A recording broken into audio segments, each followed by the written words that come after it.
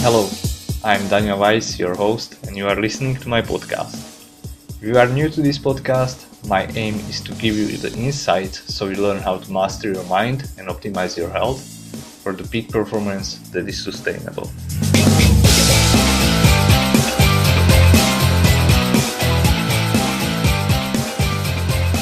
Okay, and we are live. So, hello and welcome to another episode. And today I'm speaking with Dr.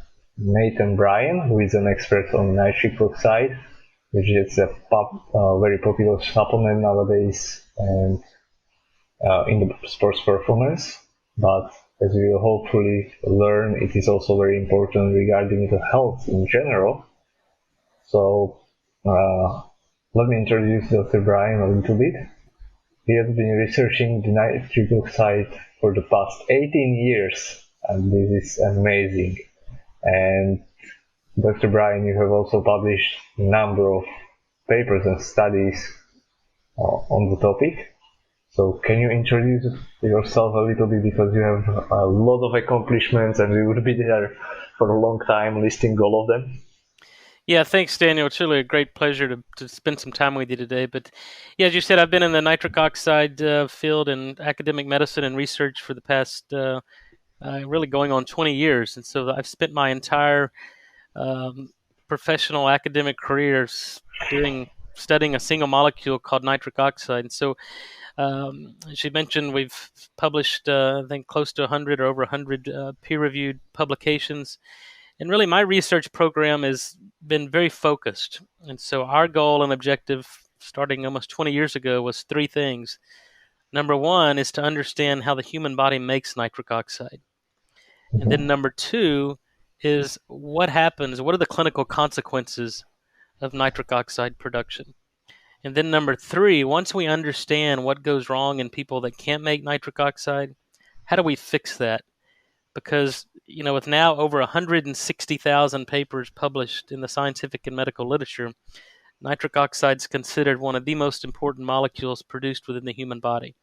So your body cannot and will not get well or perform to its full potential until you restore the production of nitric oxide.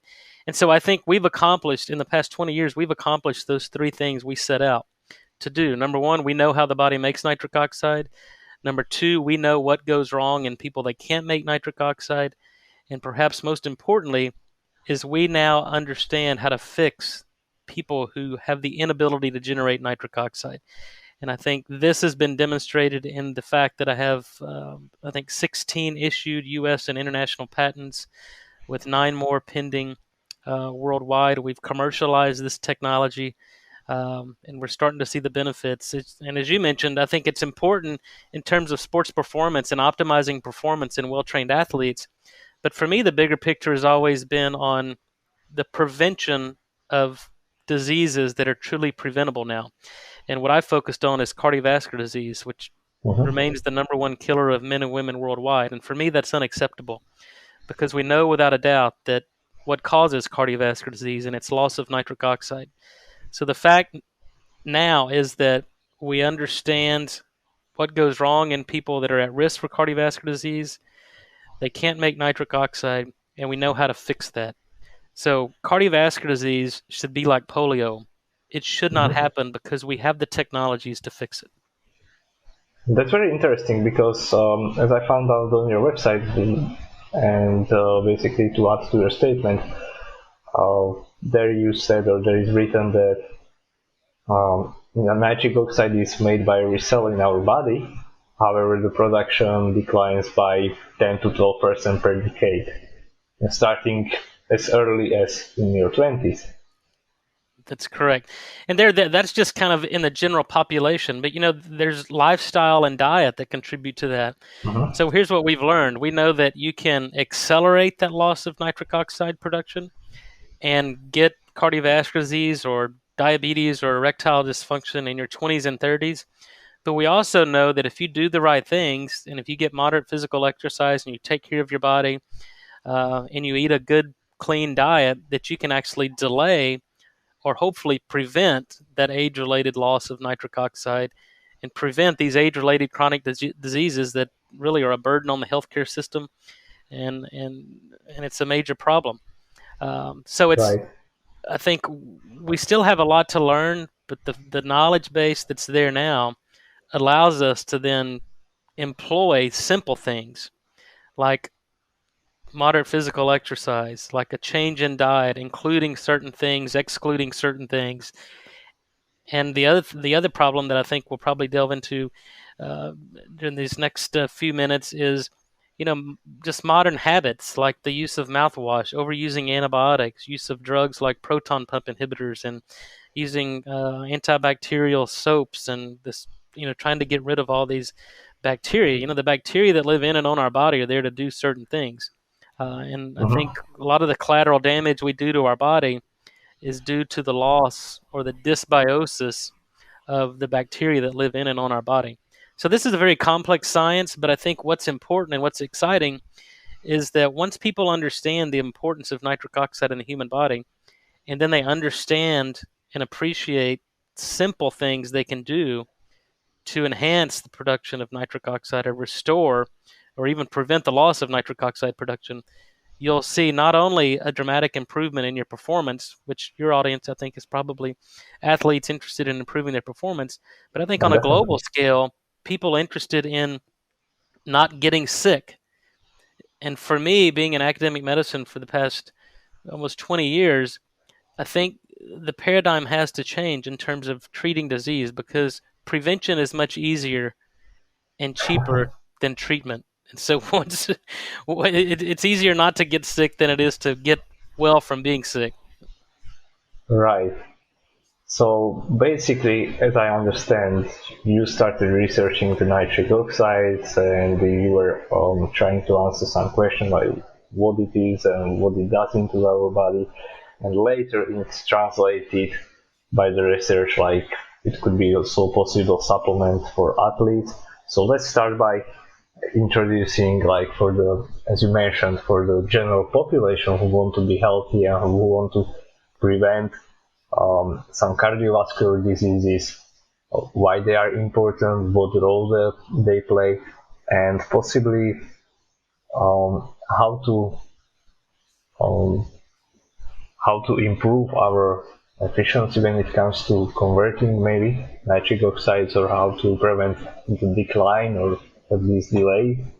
Sure, that's a great place to start. And I think even before that, I think for those of you, your listeners that don't know, there was a Nobel Prize in medicine that was awarded for the discovery of nitric oxide. So that was in 1998. So the importance of nitric oxide in terms of human health has been recognized now for over 20 years. And Mhm. so to start from the first pathway to be discovered on how humans make nitric oxide was through the utilization of L-arginine.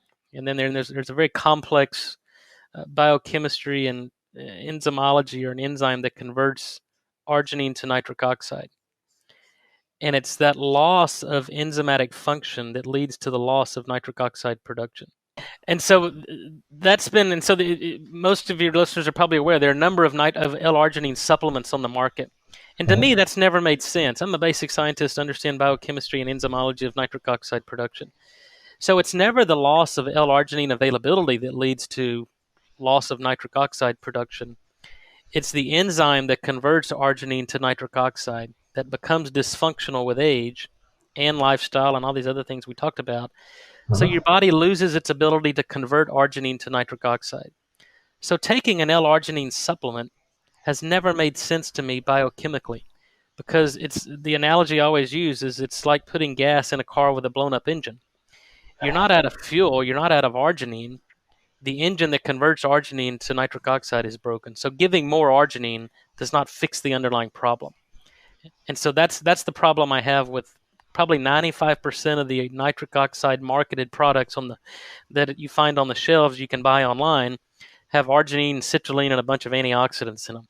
So it's not to say that they're bad products; they're just not nitric oxide products. There's good things in there; they just typically don't generate a lot of nitric oxide, if any.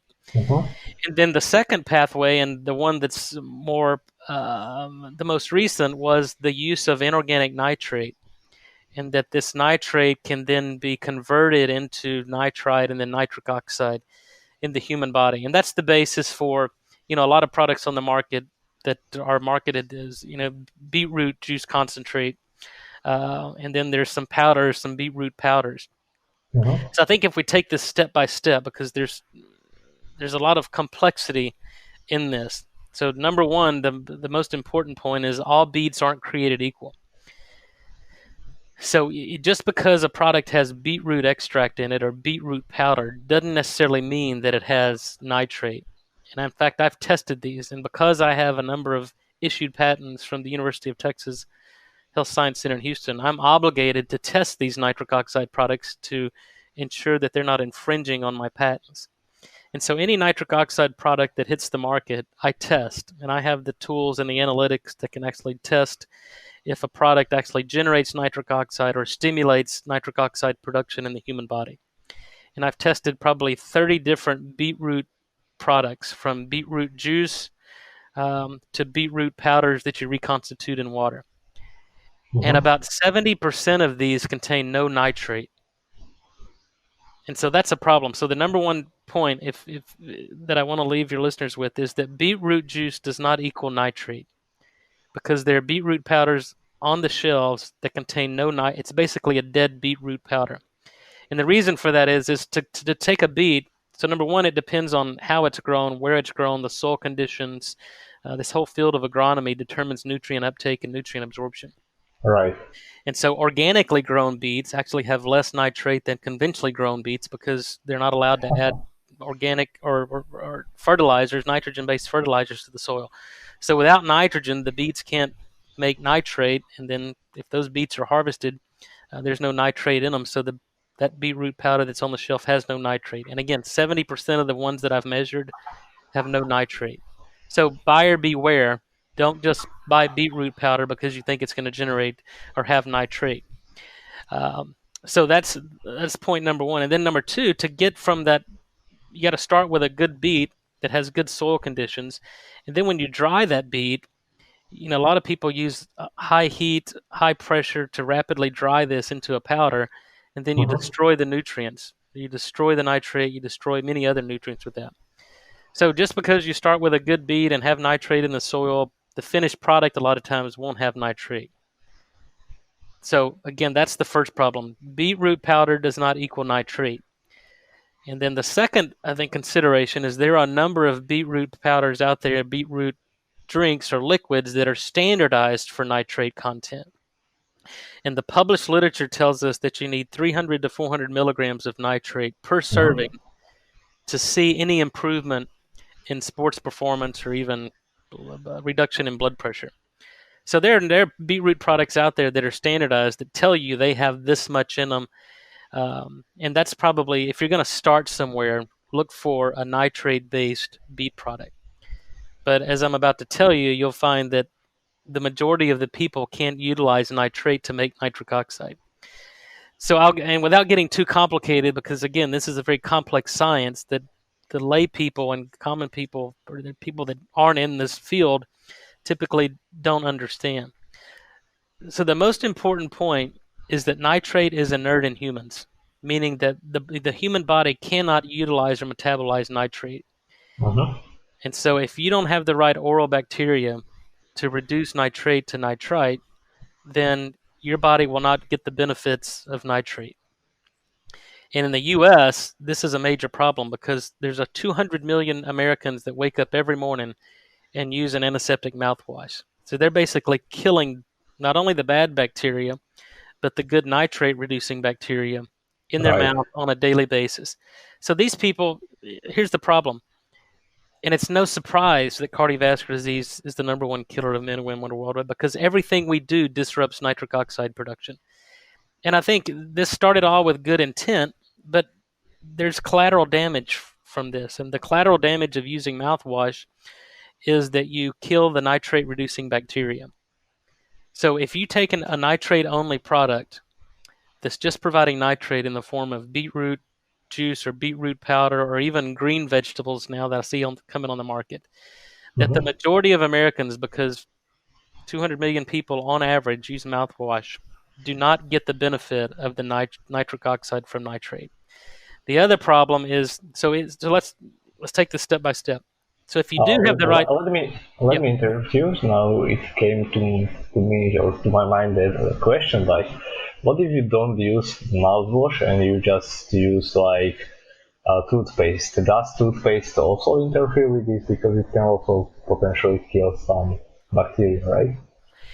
yeah. Well, most toothpaste contain fluoride, and fluoride is an antimicrobial. So the bacteria that we focused on live in the crypts of the tongue, on the dorsal part of the tongue or the back of the tongue. So if you're brushing your tongue with fluoride toothpaste, chances are that fluoride is killing the good bacteria in the crypts of the tongue. So Mm-hmm. my recommendation is always, if you're using an antiseptic mouthwash, you should stop because it's doing more harm than good. If you're using, I think it's very important. It's very important for people to brush their teeth. I think oral Right. good oral hygiene is still very important. I'm not saying that, I but think it is also has been linked with heart health, right? And cardiovascular health, the oral hygiene. Sorry. yeah, that's been known for probably 40 or 50 years that people with poor oral hygiene have a higher incidence of heart attack and stroke and basically all cause cardiovascular events.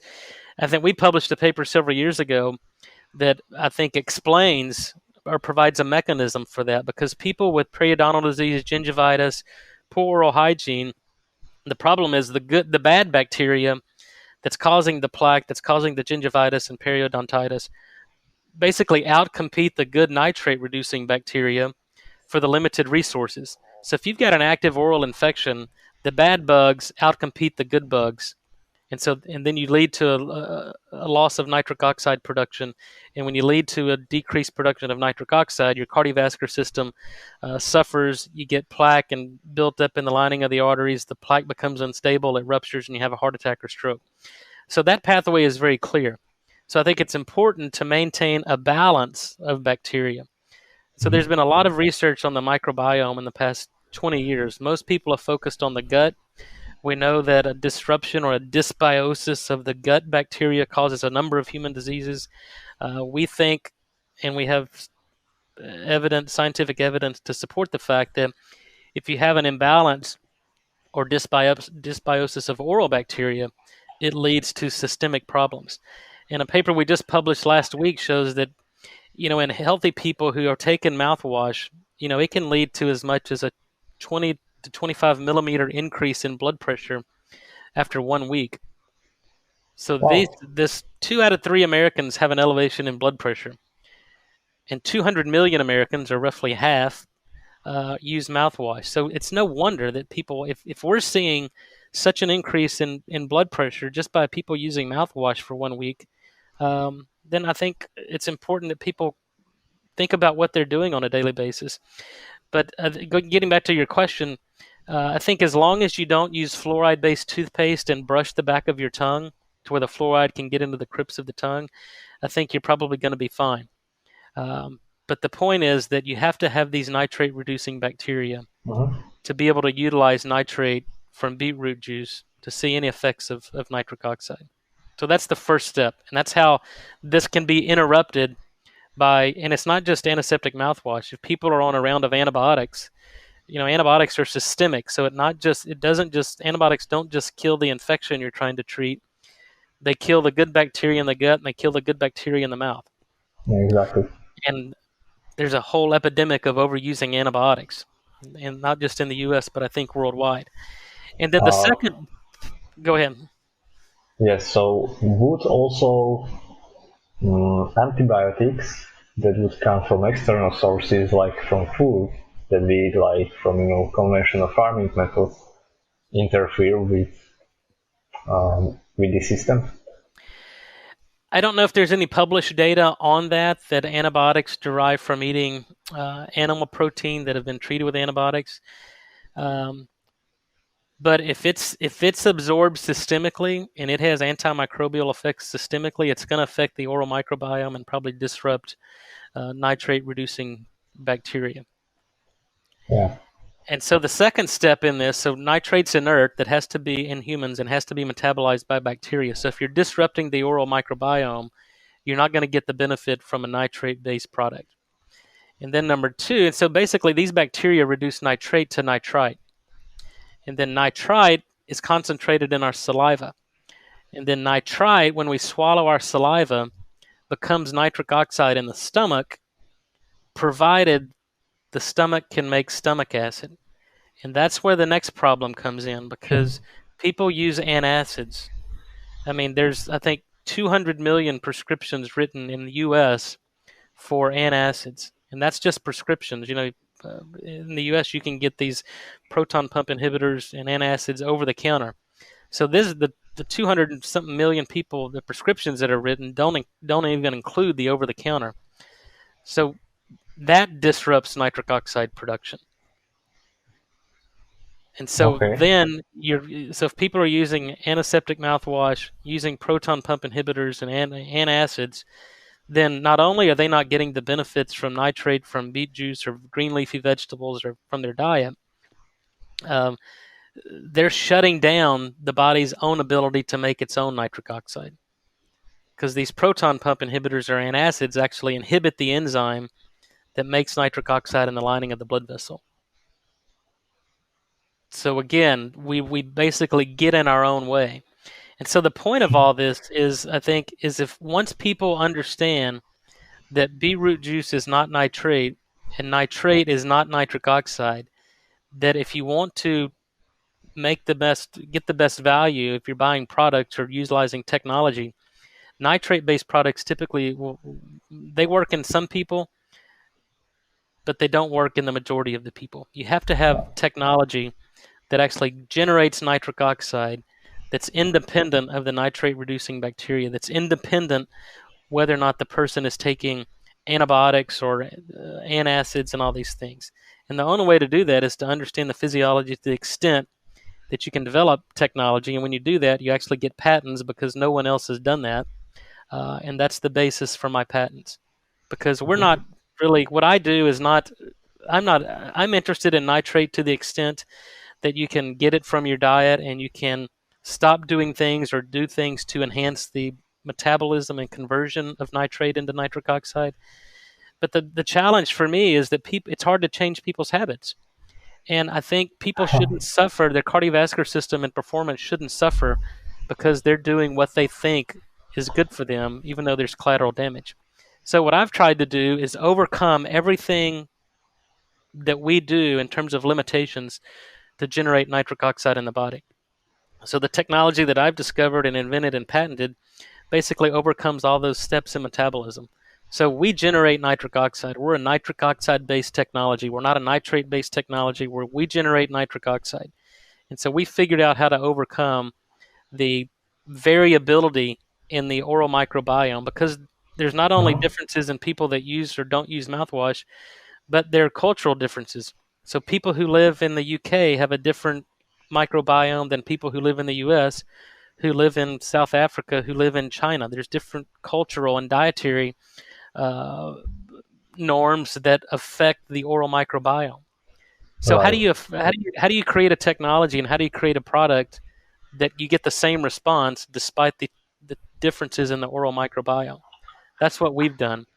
How do you create technology and generate nitric oxide when people are taking antacids because they have acid reflux disease that they can't tolerate without antacids? That's the technology I've invented and we've developed. So I think it's important for people to, and hopefully this is informative and educational, because the misnomer has always been, well, this is a nitrate product. And then the assumption is, well, that's a nitric oxide product. It's not. Hydrogen peroxide is made from water. Hydrogen peroxide kills cells, and there's two differences. Hydrogen peroxide is H2O2, water is H2O. They look similar. They're chemically very different. And so it's the same thing with nitrate and nitric oxide. Nitrate is inert. Nitric oxide is a critically important molecule for cardiovascular health. That in some Right. cases, Basically, nitrate. nitric. I'm sorry. Nitrates are the precursors, and the nitric oxide is the readily available substance. Yeah, so if we use this in terms of drug, kind of drug lingo, nitrate would be what I would call a pre-prodrug, and then nitrite would be the pre-drug or the prodrug, And then nitric oxide will actually be the molecule that delivers the drug-like effects: vasodilation, cytoprotection, improvement in performance, improvement in mitochondrial efficiency. Hmm. Everything that the body needs to perform at its best is dependent upon nitric oxide. Okay. So now we have the nitric oxide. We have basically skipped all the process of the microbiota and microorganisms in our mouth. Yep. And now we have the technology to deliver it directly where it is readily available and absorbable and usable by our body. So, do I understand it correctly now? Yeah, that's correct. So my point is that there are inherent inefficiencies in nitrate metabolism that are Mm-hmm. dependent upon at least two things. Number one, the presence of these oral nitrate reducing bacteria, and number two, the presence of stomach acid production. So it's not just the use of proton pump inhibitors or antacids, but there's some conditions that actually the older we get, the less stomach acid we Yeah. make, and that's just one of these age-related phenomena. So to overcome all these limitations and inherent inefficiencies of production of nitric oxide from nitrite, you have to have technology that overcomes those. And I think the point I'm trying to make, and it's not to toot my own horn, these are just the facts. It's that we have technology that no one else has that overcomes these limitations. Yeah, that's perfect. So basically, now we can use these nitric oxides and to who would benefit from? I mean, based on what you are saying, everybody would benefit from supplementing with these nitric oxide. But who is really the target audience who would be really benefiting from taking those? Well, my objective from day one, and the reason I got into basic science, is to really create new ways to either diagnose, treat, or prevent human disease. I focused on cardiovascular disease because it's the number one killer. It's a big target. Every 30 seconds, someone dies of a heart attack or stroke. And so I think it's important for athletes. There are a number of athletes that use this that can improve their performance, and that's well published in the literature. Mm-hmm. But for me, my personal objective is to, number one, get this in the hands of people.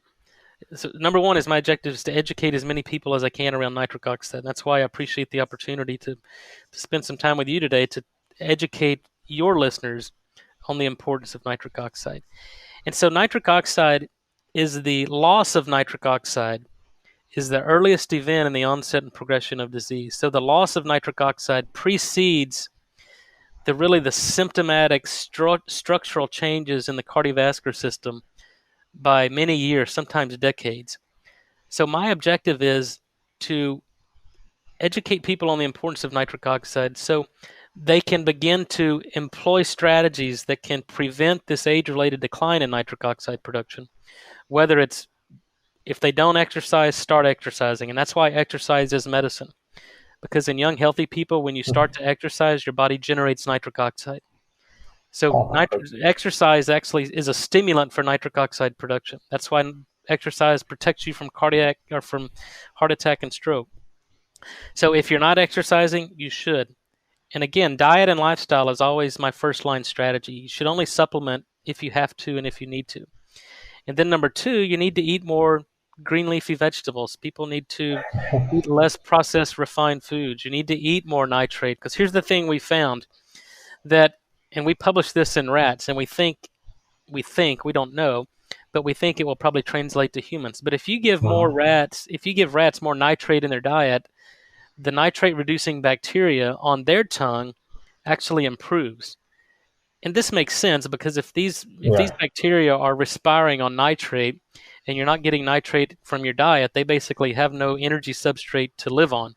But if you give them more substrate, then they can repopulate and flourish, and actually you improve the diversity and you improve the ability to reduce nitrate. So the epidemiological data are clear that eating more green leafy vegetables is cardioprotective, has anti-cancer effects, and so that's important.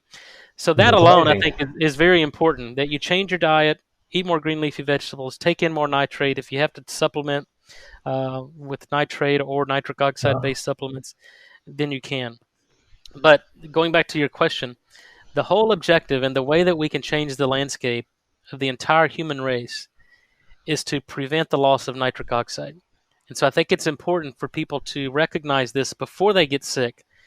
And really, the first sign and symptom of nitric oxide deficiency is sexual dysfunction or erectile dysfunction.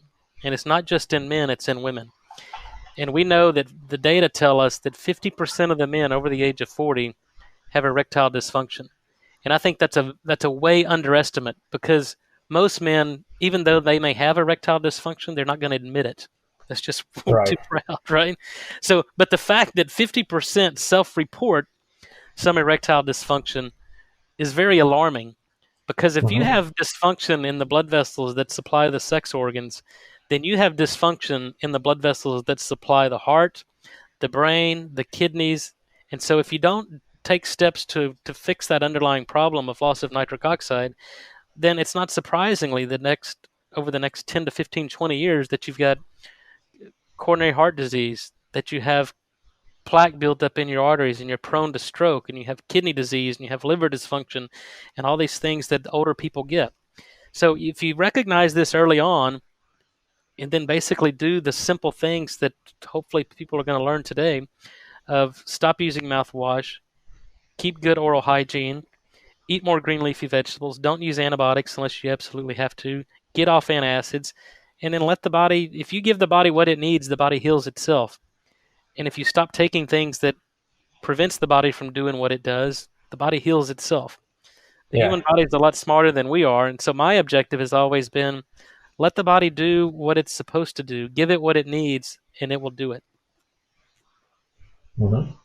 Yeah, and like you mentioned, it's like when we feed the bacteria in our tongue, by the way we eat, by our diet, we can promote or feed these bacteria, and they can repopulate and grow. So even though it was only on rodent studies, I think it really makes sense, like you mentioned, that it will also translate into human models. Yeah, I think we've become a germophobic society. Yeah. Because 100 years ago, the number one killer of men and women was infectious disease, and so we were trained to fear bacteria because it caused death. But with the advent of penicillin and antibiotics, I think they have a place in medicine. Certainly, if you have an infection, then I think antibiotics are important. The problem is they become overused, and I think it's not just the enteric bacteria, but there's bacteria that live on our skin that generate nitric oxide. And nature Mhm. tells us a lot. And so the example I like to use is if you bathe your dog, or I live on a ranch in Texas, we have horses and cows, and if you bathe your horse and then you turn him out to pasture, the first thing they do is they go roll around in the dirt, right? Because you've basically cleansed them of all the good bacteria that was on their skin that protect them and do things. And so it's just by nature that they go out, and it's natural for them to go, and they realize they have to re-inoculate themselves. They have to roll around in the dirt and put those ammonia oxidizing bacteria back on their body. So again, this is nature telling us that this is important. And I think we as humans sometimes become too sophisticated and lose our way in becoming too hygienic. I look on the shelves walking through the store, and there's antibacterial soaps, antibacterial lotions, antiseptic this, antiseptic Mhm. that. Um, and I think it's doing more harm than good. Yeah, definitely. Like you're mentioning, also there have been more and more studies on the bacteria overall in the recent years, whether it comes to oral bacteria, skin bacteria, bacteria in our guts, which is very popular topic nowadays, and the importance of having this balance, like you mentioned. And it's really like a nice spin when you mentioned that, for example, the beetroots that are grown in um, not biologically, let's say, but with the use of nitric based um, fertilizers have more nitric oxide, or sorry, more nitrate. That's correct. So, Yeah, we published a big study, I think in 2013 or 2014, and we actually did a study in collaboration with Texas A&M University because our objective was how much celery, for example, would one need to eat, or how much broccoli or spinach or lettuce to get enough nitrate to lower blood pressure, or mhm. to, if you're going to run a marathon or go to an athletic event, how much would you need to eat to get enough nitrate to improve your performance? And so we went to 5 cities across the U.S. We went to New York, we went to Raleigh, North Carolina, Dallas, Texas, Chicago, and Los Angeles. And we bought 5 vegetables from the same grocer and sent them back to the lab. And we bought conventionally grown vegetables and we bought organically grown vegetables. And we found that there's as much as a 50 to 100-fold difference in the amount of nitrate from one city to the next. Wow. And so there's no way in hell we could ever make dietary recommendations on, well, if you eat 6 stalks of celery in Dallas, for example, you'll get about 300 milligrams of nitrate, and that's sufficient to improve performance if your body can utilize nitrate to make nitric oxide. If you lived in New York, for example, based on the nitrate content of celery in New York, you'd have to eat 60 stalks of celery to get the same amount of nitrate. And that was in conventionally grown. In organically grown vegetables, they have about 10 times less nitrate. So organic is good in the fact that you're not subjecting yourself to herbicides and pesticides, but you cannot rely on organically grown vegetables to supply enough nitrate to the Mhm. human body that if the processes are in place to generate nitric oxide. So there And again, it's a good and bad, and I think it's a balance. exactly, and I think this is this topic or this point is very like overreaching, not only regarding the nitrates, but in general, it's not only like black and white. There are advantages and disadvantages in everything, and people nowadays think that okay, now this is like organic, so it automatically is better. This is not organically grown, so it's automatically evil. Uh, That's right. so the deeper I go into the nutrition and actually like understanding how food is grown, processed, basically how it gets from wherever it is grown or produced into our shelves or even on our plate.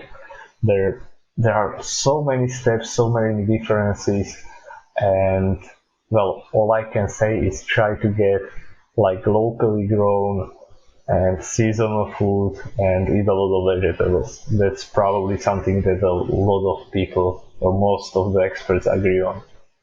No, I think that's a very good recommendation. And look, what we're talking about is just nitrate. It's known that Exactly. 70% of Americans are deficient in simple things like magnesium or selenium or chromium. So these things are deficient in the soil. So I think that's why I think it's important that you have to supplement because of the farming practices and the way foods are grown today. We're missing a lot of essential nutrients. Nitrate, in my opinion, obviously I'm biased, being one of the most important because Mhm. again you can use that to make nitric oxide provided the systems are in place. So again, that we can't, it's hard to make dietary recommendations because there's no standardization of nitrate, and the fact that most Americans, and it's we actually there's statistics on this too, and we cited this, but Americans eating a so-called Western diet or what we call the standard American diet or the SAD Yeah. diet, you're only getting about 150 milligrams of nitrate per day. And we know we need at least 300 to 400 milligrams in a single serving. And so Americans are getting, 3 to 4 times less of what's actually needed in a 20 on in a regular daily diet. So again, it's no wonder that we're nitric oxide deficient. It's not just from our diet, it's lack of physical activity. It's the use of antibiotics, antiseptics, proton pump inhibitors, antacids. Everything we do basically leads Mhm. to a breakdown in nitric oxide production. And it's clear, again, from the 160,000 papers published in the literature, that if your body loses the ability to generate nitric oxide, bad things happen, starting with erectile dysfunction, ending with heart attack and stroke and death. Well, actually, when we are at the erectile dysfunction, Like it's easy for us men to spot it even if we don't acknowledge it, right? How about Yep. women? Is there any kind of warning signs? Well, at least in the U.S., there's an epidemic of female sexual disorder, and it's things from you know anorgasmic women who can't have orgasms, or female sexual arousal disorder. And so, if you just look at the underlying physiology, it's very complex because there's neurological contributions, there's hormonal issues, there's vascular issues, and so what we've always focused Uh-huh. on is every single condition in the human body has a vascular component. And so for men, I mean, the physiology of an erection is that you dilate the blood vessels of the penis, you get increase in blood flow and engorgement, and that's what causes an erection. It's the increase in blood flow. But in women, it's the same. So the anatomy is a little bit different, but the underlying Yeah. physiology is the same. So the clitoris on the woman is supplied by blood vessels, and for a woman to have an orgasm, you have to have an increase in pressure in the clitoris and in the labia. That increase in pressure comes from an increase in blood flow. That increase in blood flow comes from an increased production of nitric oxide. But if the blood vessels can't make nitric oxide, there's not an increase in blood flow, there's not an increase in pressure, and women can't get an orgasm. So it Uh-huh. is just like in men, it's a nitric oxide vascular problem. So all the medicines and the Viagra story and the PD5 inhibitors have focused on men with erectile dysfunction, but women have been ignored. But the underlying physiology is exactly the same. It's a nitric oxide problem. And when you fix nitric oxide and you restore the body's ability to regulate its own blood flow to the skeletal muscle when you begin to exercise, or to the sex organs when you begin to have an intimate relationships or sexual intercourse, then everything works perfectly normal. You can perform to your optimal levels. You can have good sexual function. But when you can't make nitric oxide, your sexual performance declines, your athletic performance declines, your cardiovascular function declines, and you eventually succumb to heart attack and stroke and death. It's very clear. Yeah. So let's go ahead and let's speak about the implications for athletic performance, because this is also a pretty interesting topic, and it leads us from the health, which is prerequisite for the athletic performance. So we are healthy now. We can actually focus on improving it, and I know because I was making a lecture on supplementation for performance, and one of the supplements that I mentioned was actually nitrates or nitric oxide. And as you mentioned, there are like beetroot supplements or different kind of supplements that is provided, and yeah, there are also different producers. So, what should we actually look for in a supplement if we want to use that? Well, I think there's at least three things that people should look for in when buying a supplement. I would say 99% of the nitric oxide supplement, or the supplements on the market that have a nitric oxide marketing to them, are ineffective. So it's a waste of money. Now, with that being said, what you look for is a product that I think it's important that there's patents behind it. Because if a supplement or a technology has patents, it means that there's something unique about it, that there have been discoveries or innovations that make this unique from any other product on the market, and that product and only that product can contain that, because that's the basis of a patent. It's intellectual property protection. So if a technology has patents on it, then you know there's something different. And patents are freely published, so you can. Most people don't. Most consumers don't pay attention to that. They think, oh, cool, it's a patent. Very few people actually look up that patent and see what it is. So number one, look for patents. It means it's something unique. It's different. It's not a Me Too product. Number Uh-huh. two, see if there's any clinical trials published on that product. A lot of companies will take an ingredient, and this is how the industry works. They'll take an ingredient, and a clinical trial has been published on that ingredient, and then they'll put that ingredient along with 20 other things in a product and say, "Oh, this is clinically proven to do whatever."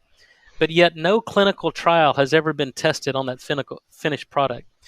And there's a number of reasons for that. The number one reason is clinical trials are very expensive to conduct. They're hundreds of thousands of dollars typically. So most companies aren't willing to spend the money and put the money behind their own science because they typically don't have any science. And then number two, there's always the possibility that your clinical trial won't show the results that you want because it's a very risky endeavor. So if you invest, say, $100,000 in a clinical trial and that clinical trial fails, that you don't see the benefit that you were hoping to show, you have an ethical responsibility to actually publish that negative data, and then it hurts the company and hurts the marketing efforts because you've basically just proven that your product doesn't work. And so companies don't do that.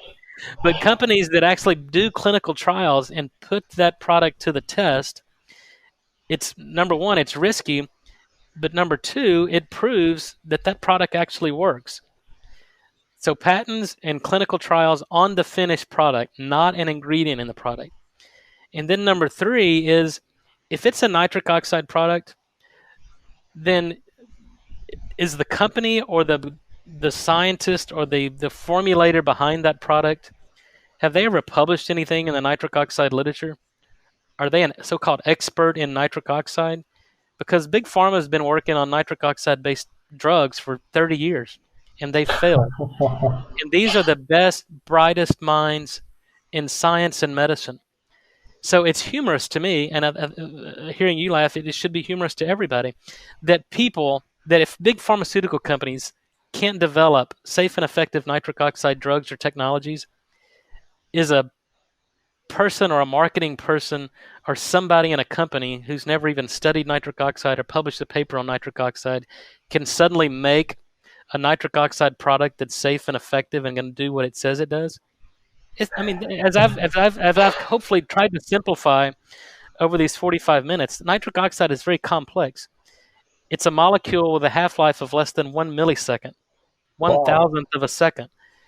So again, it's humorous, but this is what we're up against in the marketplace on companies basically saying exactly what my product technology can say because it's in the dietary supplement space, but yet we use these as placebos in our clinical trials because they're great placebos.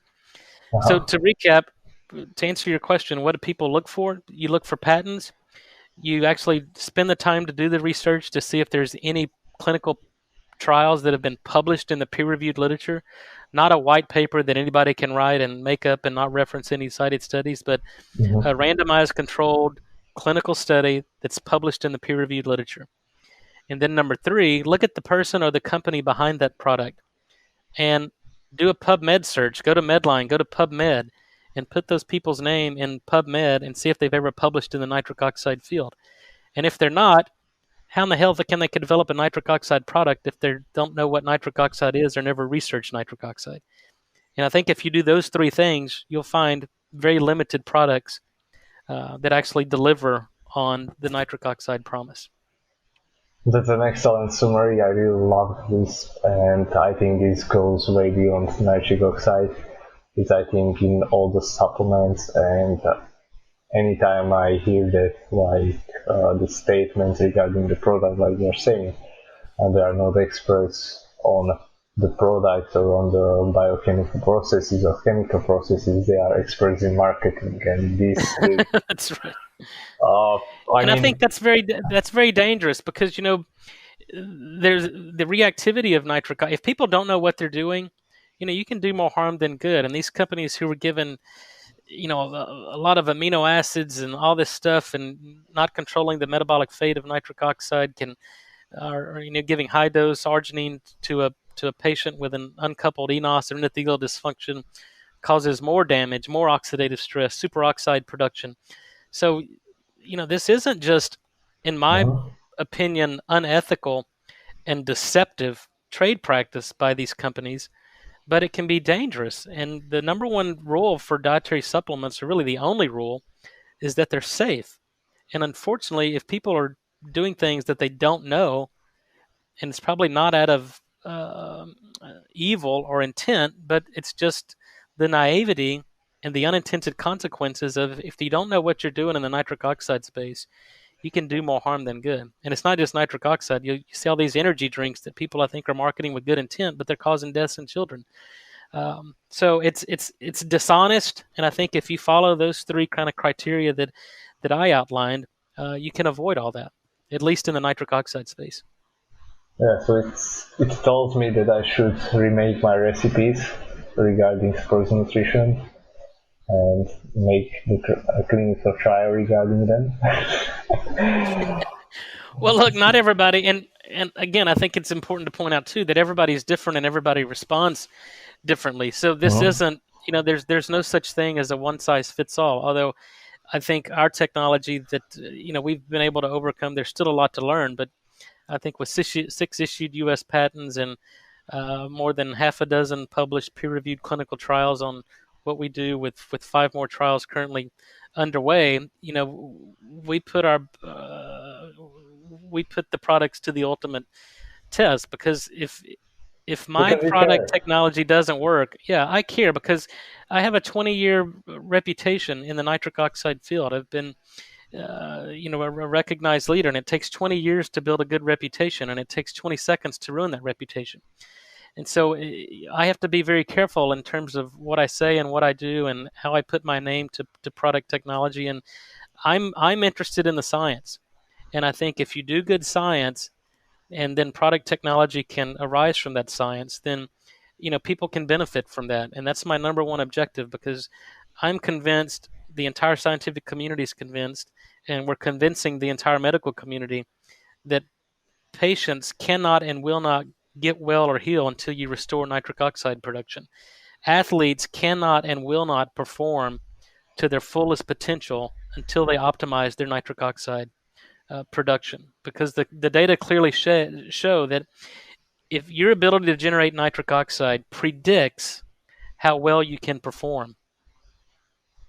And so that's a very important point for athletes and people. And let me just make one more important point, because I think it's very important for your listeners. People train at altitude because they thought, well, you're going to increase hematocrit, erythropoietin, EPO, so you're going to increase the ability of your body to deliver oxygen. That's just part of the effect of training at altitude. We published studies that people that live in Tibet at 12,000 feet above sea level, they produce about 50 to 100 times more nitric oxide than people that live in the U.S. at sea level. And if people that live in Ethiopia, which is about 6,000 feet above sea level, have intermediate nitric oxide levels.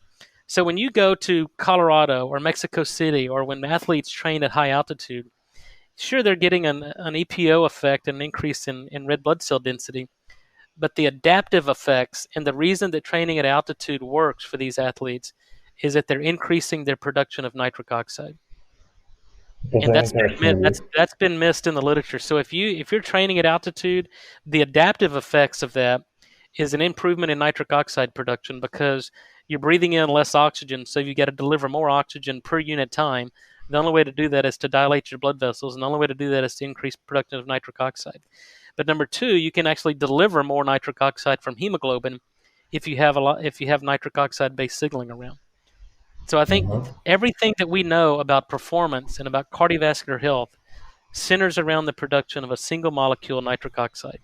And that's why I'm so passionate about this, and I think that's hopefully why athletes should be interested in this, but more importantly, people in general sick people should know about this.